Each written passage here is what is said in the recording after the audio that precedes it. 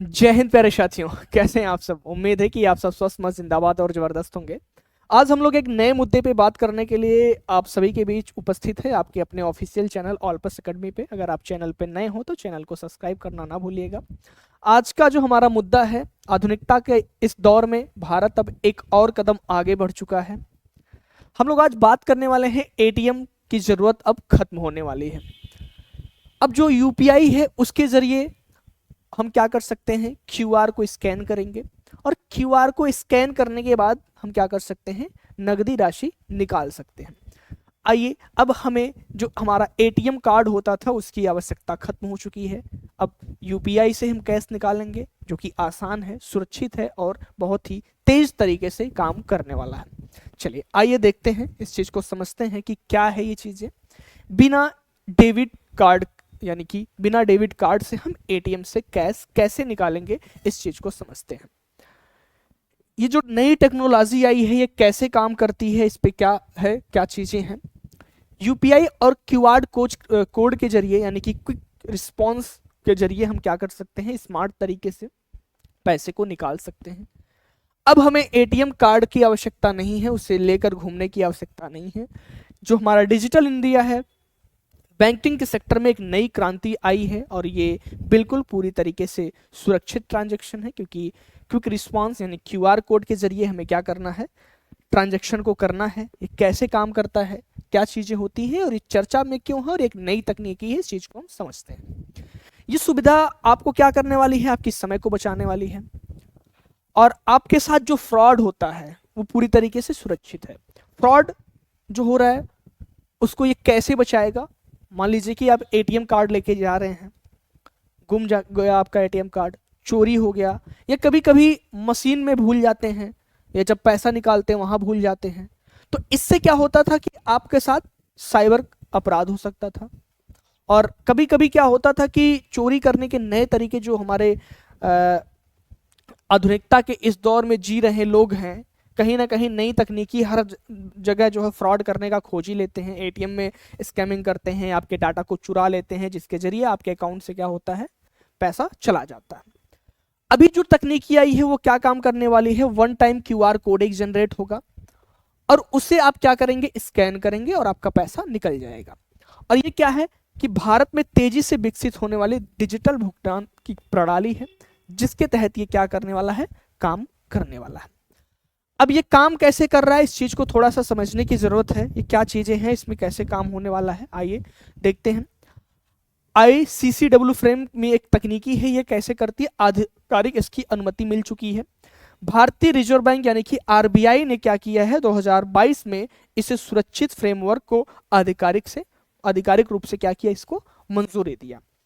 अब किसी भी बैंक का ग्राहक हो, किसी भी अन्य एटीएम में आसानी से पैसा को क्या कर सकता है, निकाल सकता है। और ये क्या है, पूरी तरीके से सुरक्षा चक्र में है।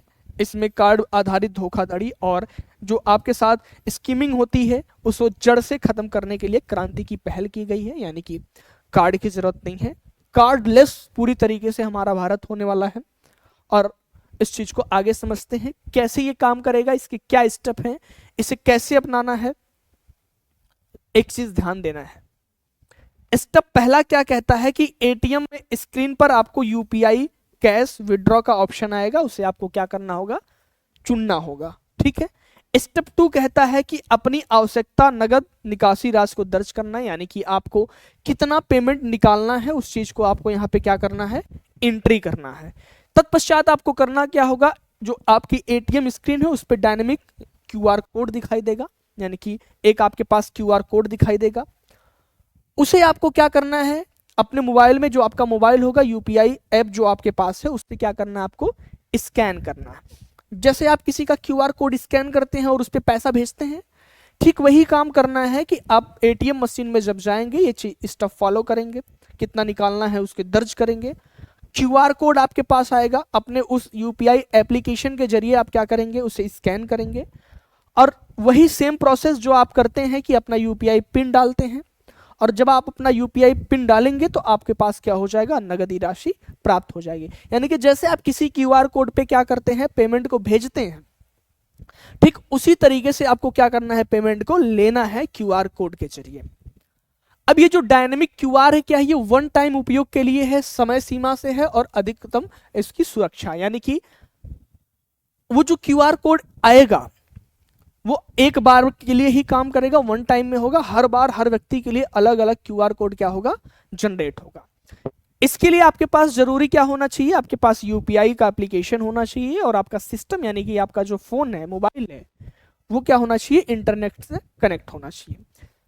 हमेशा आप जैसे आप सामान लेते हैं, है ना, तो आप क्या करते हैं, जो क्यूआर कोड लगा होता है वो कभी एक्सपायर नहीं होता है, जो आपके दुकानों पे होता है ना, एक ही क्यूआर कोड होता है। ऐसा तो है नहीं कि वो हर व्यक्ति के लिए अलग अलग क्यूआर कोड देता है दुकान वाला, वो फिक्स होता है जो दुकान पे लगा होता है। तो वो क्या है, आपका स्टैटिक क्यूआर कोड होता है, यानी कि वो फिक्सेबल हो गया है, वो हमेशा के लिए एक समान रहेगा, वो एक्सपायर नहीं हो रहा, उसे कितने लोग भी क्या करें, स्कैन करें। लेकिन जो डायनेमिक क्यूआर है ये क्या है, एटीएम पर जो लगा होगा ये डायनेमिक क्यूआर होगा। ये होता क्या है, ये सिंगल यूजर यानी कि सिर्फ एक बार लेन देन के बाद, यानी कि लेन देन के बाद वो क्या होगा, खत्म हो जाएगा। और उस क्या होगा, उसका समय सीमा होगा, कुछ सेकंड या मिनट के लिए ही वो वैध रहेगा। और जब आप उसमें क्या करेंगे, यूपीआई पिन डालेंगे, सही पिन डालेंगे तो ट्रांजैक्शन हो जाएगा, और यूपीआई पिन के बिना ट्रांजैक्शन नहीं हो पाएगा। जैसे आप दुकान वाला ये क्यूआर है ना, इसको स्कैन करते हैं, पेमेंट कितना करना है उसको डालते हैं, यूपीआई पिन डालते हैं, आपके अकाउंट से पैसा कट जाता है। और ये क्यूआर क्या होता है, फिक्सेबल होता है ना, स्टैटिक क्यूआर कोड होता है, वो हमेशा सबके लिए समान रहता है। लेकिन ये जो क्यूआर आ रहा है ये क्या है, ये डायनेमिक क्यूआर कोड है, ये हर व्यक्ति के लिए, सिंगल यूजर के लिए क्या रहेगा, ये बदलता रहेगा। और इसकी समय सीमा क्या है, कुछ समय सीमा हो सकती है, 1 मिनट 60 सेकंड हो सकती है। और जब उसको स्कैन करने के बाद आपको क्या करना होगा, अपने एप्लीकेशन से, यानी जो आपका यूपीआई एप्लीकेशन है उस एप्लीकेशन से आपको क्या करना होगा, अपना पिन डालना होगा। और जब आप पिन डालेंगे तो उसके बाद क्या हो जाएगा, आपका पैसा निकल आएगा। अब इसके जो नियम और शर्त हैं उसे हम थोड़ा सा समझ लेते हैं। और ये एनपीसीआई ने क्या किया है, इसे लागू किया। एनपीसीआई के अनुसार अगर हम देखें तो 5,000 से लेके 10,000 रुपए तक ही इसमें हम क्या कर सकते हैं, निकाल सकते हैं। लेकिन कुछ शर्तें ये भी हैं कि अलग अलग बैंकों में जो दैनिक सीमाएं हैं वो भिन्न हो सकती हैं। और बैंक खाता से अनिवार्य रूप से मोबाइल जुड़ा होना चाहिए। जैसे आप क्या करते हैं, यूपीआई को अपने फोन में लॉगिन करते हैं और जब तक वो सिम आपके फोन में एक्टिवेट नहीं रहता है तब तक आपके फोन में यूपीआई नहीं चलता है। ठीक उसी प्रकार जो आपको ये क्यूआर कोड मिल रहा है एटीएम के द्वारा, वो तभी वैलिड माना जाएगा जब वो सिम आपके मोबाइल में लगा होगा और उसके बाद उसे स्कैन करने के बाद आप अपना यूपीआई पिन डालेंगे, उसके बाद ही वो निकल सकता है। यानी कि पूरी तरीके से ये क्या है, सुरक्षित है। इसमें जुड़े हुए जो बैंक है जैसे एसबीआई है, पीएनबी है, बैंक ऑफ बड़ौदा है, आईसीआईसीआई है और एचडीएफसी है। ये प्रमुख रूप से कुछ बैंक हैं जिसने क्या किया है, इसे आधिकारिक रूप से लागू कर दिया है। और इन बैंकों में ये चीजें क्या हो रही हैं, ये कार्ड प्रणाली लागू कर दी गई है। और दैनिक देखा जाए तो लगभग सभी बैंकों का ये होता है। जैसे आप करते हैं ना एनपीसीआई, आप जाते हैं, आप एईपीएस आधार इनेबल पेमेंट सिस्टम द्वारा जब आप ट्रांजैक्शन करते हैं तो उसका एक लिमिटेशन होता है कि जब आप अंगूठा लगाते हैं तो आपको 10,000 ही मिल सकता है। ठीक उसी तरीके से ये भी है कि आप इसके माध्यम से 10,000 रुपए क्या कर सकते हैं, निकाल सकते हैं। अब थोड़ा सा तुलना समझ लेते हैं, लाभ और इसकी चुनौतियां समझ लेते हैं। प्रमुख रूप से लाभ क्या होगा कि आपके साथ जो फ्रॉड हो रहा है वो 100% यहां से आप बच पाएंगे।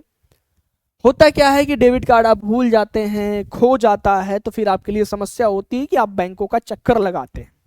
और अचानक से आपका एटीएम कार्ड कहीं गुम गया तो आप ये भी काम करते हैं कि उसे बंद कराते हैं, है ना।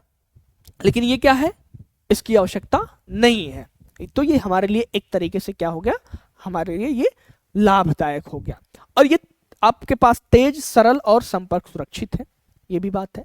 कुछ चुनौतियों को समझ लेते हैं। चुनौतियां ये हैं कि हमारे पास स्मार्टफोन होना चाहिए, एक्टिव इंटरनेट होना चाहिए। हमारे पास स्मार्टफोन अगर नहीं है और इंटरनेट उसमें नहीं है तो ये प्रणाली लागू नहीं होगी, ये काम नहीं करेगा।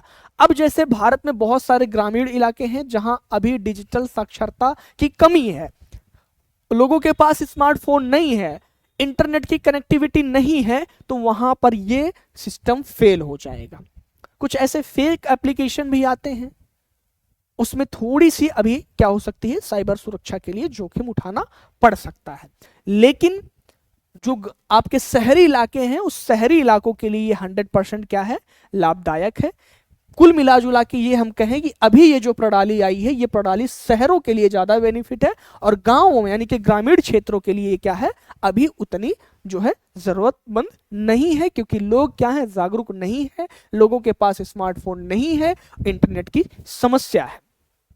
एनपीसीआई भारत के डिजिटल भुगतान की मजबूत रीढ़ जो है, यानी कि जो national payment corporation of India जिसकी बात हम कर रहे हैं, भारत के सभी प्रमुख डिजिटल लेन देन के पीछे यही मुख्य संस्था काम करती है। हमने कहा था एईपीएस, आधार इनेबल पेमेंट सिस्टम, है ना, IMPS, immediate payment system, UPI, unified payment interface. ये जो आपका यूपीआई है, एईपीएस है, आईएमपीएस है, रुपे है, ये सब क्या है, NPCI national payment corporation of India यानी डिजिटल भुगतान के तहत काम करती है। इसकी जो स्थापना होती है वो 2008 में, और इसका मुख्यालय हमारा जो होता है वो होता है मुंबई में। और इसका मुख्य उद्देश्य होता है क्या, कैशलेस इकोनॉमी और वित्तीय समावेश को बढ़ावा देना। अभी तक चाहे शहरी इलाका हो या गांव वाला इलाका हो, जो हमारा एईपीएस प्रणाली है, यानी जिसे हम कहते हैं आधार इनेबल पेमेंट सिस्टम, ये पूरी तरीके से शहरों में भी काम कर रहा है और गांव में भी काम कर रहा है। आप देखे होंगे गांव वाले क्षेत्र में लोग जनसेवा केंद्र खोल के बैठे हैं, और हर जनसेवा केंद्र पे लिखा होता है कि आधार से पैसा निकालें। तो गांव वाले लोग करते क्या है कि जाहिर सी बात है कि सबके पास एटीएम, स्मार्टफोन, इंटरनेट की कनेक्टिविटी नहीं होती है, तो वो करते क्या है, अपना आधार कार्ड लेके जाते हैं, जनसेवा केंद्र में जाते हैं, बैंक में भी जाने की आवश्यकता नहीं पड़ती है। बैंक में गए तो वहां से लाइन लगाना पड़ा, हो सकता है वो साक्षर ना हो तो उन्हें समस्या होती होगी विड्रॉ फॉर्म भरने में। तो एईपीएस क्या काम कर रहा है, अंगूठा लगाओ पैसा निकालो, अंगूठा लगाओ पैसा निकालो। आप ये बात जरूर सुने होंगे कि 1000 रुपया निकालना है तो आपको 10 रुपया देना पड़ेगा। बस यही थोड़ी सी समस्या यहाँ पर बनती है कि अगर आपको 1000 रुपए की आवश्यकता है, आप किसी जनसेवा केंद्र पर जा रहे हैं, तो 1000 रुपया आपके आधार नंबर को एंट्री करते हुए अंगूठा का वेरिफिकेशन करेगा और आपको निकाल कर दे देगा, लेकिन आपसे 10 रुपया लेगा। ठीक है, आई बात से समझ में। चलिए, अब यूपीआई का जो विकास यात्रा है 2016 से लेकर 2024 तक, इसे थोड़ा सा हम समझ लेते हैं। 2016 में क्या होता है कि यूपीआई की ऐतिहासिक लॉन्चिंग होती है, यानी कि यूनिफाइड पेमेंट इंटरफेस की बात आती है। 2018 से लेकर 20 तक यूपीआई 2.0 और ऑटो पे की शुरुआत होती है। ठीक है, ऑटो पे क्या होता है भाई, जैसे कभी कभी होता क्या है ना कि आप क्या किए, कहीं पर पेमेंट किए, जैसे आप मान लीजिए कि किसी ऐसे एप्लीकेशन को पेमेंट कर रहे हैं, जैसे आप मान लीजिए अमेजॉन पे यूज कर रहे हैं, है ना, आपने नेटफ्लिक्स को लिया, नेट उसमें ऑप्शन रहता है क्या आप ये बार बार करना चाहते हैं, उसमें ऑप्शन आता है, आप क्लिक कर देंगे, जैसे आपका रिचार्ज खत्म होगा उसका अपने आप आपके उसी अकाउंट से पेमेंट क्या होता है, कट जाता है, ऑटो पेमेंट वाली सिस्टम आती है। अब 2021 और 22 के दौर में क्या आता है, कीपैड फोन्स के लिए यूपीआई ने 123 पे लॉन्च किया। इसके बाद 21 से लेके 22 में ही आपका जो कीपैड फोन है उसी में इन्होंने क्या किया, यूपीआई के जरिए 123 यानी 123 पे लॉन्च किया। मैसेज करिए, यूएसएसडी आप सुने होंगे। अब 2023 और 24 में क्या हुआ, आया आपका कार्डलेस एटीएम निकासी, जो आईसीसीडब्ल्यू ने इसका क्या किया, विस्तार किया। आने तो ये 2023 और 24 में ही आ गया था, लेकिन अभी तक पूर्ण रूप से ये क्या हुआ था, इसका विस्तार नहीं हो पाया था। 24 और 25 में देखा गया लगभग 8 से प्लस अंतरराष्ट्रीय देशों में इसका क्या हुआ, विस्तार हुआ। अभी वर्तमान समय की मैं बात करूं तो अभी लगभग हर एटीएम में ये सुविधा आ गई है, और इस सुविधा को मैं खुद स्वयं इस सुविधा का लाभ लिया हूं। अभी 2 दिन पहले एटीएम में गया मैं, क्यूआर कोड आया, प्रोसेस जो था प्रोसेस मैंने किया, क्यूआर कोड स्कैन किया, हमें जितना निकालना था हमने डाला, आ गया। ठीक है, तो ये क्या हुआ, धीरे धीरे हमारा जो यूपीआई है इसने विकास किया, और अब यहां तक आ गया है कि अब आप कार्डलेस बिल्कुल हो जाइए, कार्ड की आवश्यकता आपको नहीं है। ग्लोबल डिजिटल पावर हाउस में यूपीआई का अंतरराष्ट्रीय जो विस्तार है इसे समझते हैं। France, UAE, Sri Lanka, Mauritius, Nepal, Bhutan और सिंगापुर। विदेशी प्रणालियों में मुकाबला में देखा जाए तो ब्राजील का PIX है, सिंगापुर का क्या है, P9 है, जो इन सब झंझटों से क्या है, मुक्त है पूरी तरीके से, और ये उस पर पूर्ण तरीके से काम कर रहा है। निष्कर्ष इसका क्या निकल रहा है इस चीज को लागू करने के लिए? जो डिजिटल इंडिया है उसे सुरक्षित करने का प्रयास किया जा रहा है। जो साइबर अपराध के मामले आए दिन आते हैं, साइबर फ्रॉड हो रहा है, उस साइबर फ्रॉड को पूर्ण रूप से क्या किया जा रहा है, खत्म करने का प्रयास किया जा रहा है। जो अभी बैंक है ना, अब आप सोचिए कार्डलेस तकनीकी क्यों अपनाई जा रही, इसके पीछे रीजन है। आप देखिए ना, जब आप कभी बैंक में जाइए, अकाउंट ओपन कराइए और एटीएम इशू कराते हैं तो आपके एटीएम अकाउंट से 100-150 रुपए ऐसे कुछ कट जाता है ना, कार्ड का पेमेंट कटता है, वो भी आपका बच जाएगा। स्मार्ट तरीका अपनाया जा रहा है, आपको यूपीआई के जरिए जो है क्या किया जा रहा है, पेमेंट निकालने के लिए ऐसी तकनीकी बनाई जा रही है कि क्यूआर कोड स्कैन करिए, पैसा निकालिए। यानी कि झंझावातों से आपको दूर रखने का प्रयास किया जा रहा है, और इसका मेन उद्देश्य यही है, केवल और केवल क्या, साइबर क्राइम जो हो रहे हैं, साइबर अपराध जो हो रहे हैं, उसको मात देने का काम कर रहा है। चेतावनी क्या है इसमें समझना है, ये जाहिर सी बात है, आपको अपना यूपीआई यूनिफाइड इंटरफेस का जो पिन आप बनाते हैं उसे आप किसी को साझा ना करिए, और कैशलेस जो इकोनॉमी है उसे बढ़ाने का प्रयास किया जा रहा है। बटुआ चोरी हो जाता है लोगों का, आप ट्रेन में सफर कर रहे हैं, आपका पॉकेट चोरी हो गया, भीड़ भाड़ वाले क्षेत्र में गए, आपका पॉकेट चोरी हो गया, कैश लेके चल रहे थे, पॉकेट चोरी हो गया। तो इन सब ये सब जो समस्याएं हैं, इन सभी समस्याओं का निस्तारण करने के लिए ये जो डिजिटल इंडिया की पहल है, एनपीसीआई इसमें और कदम आगे बढ़ाते हुए आपको क्यूआर कोड जो है डायनेमिक क्यूआर कोड बना के दे रहा है, जिसके जरिए आप क्या कर सकते हैं, पेमेंट का जो है अपने हाथों में प्राप्त कर सकते हैं। आई बात समझ में? और ये तकनीकी अभी इस समय जो है वर्तमान समय में देखा जाए तो आपके शहर में भी क्या है, काम कर रही है। यानी कि एटीएम कार्ड की आवश्यकता आपको नहीं है, जिसके जरिए आप क्या कर सकते हैं, अपना पेमेंट वगैरह निकाल सकते हैं। तो आई होप आप सभी को ये चीजें समझ में आई होगी। अगर आप अभी तक इस तकनीकी के बारे में नहीं जानते थे तो इसे जानिए, और अपने नजदीकी एटीएम में जब भी आपको कैश निकालने की आवश्यकता होगी एक बार जाइएगा और इस तकनीकी का भरपूर आनंद लीजिएगा, स्टेप को समझिएगा और करके देखिएगा। चलिए मिलते हैं फिर और इसके आगे महत्वपूर्ण जानकारी के साथ, तब तक के लिए जय हिंद, जय भारत, स्वस्थ रहे, मस्त रहे।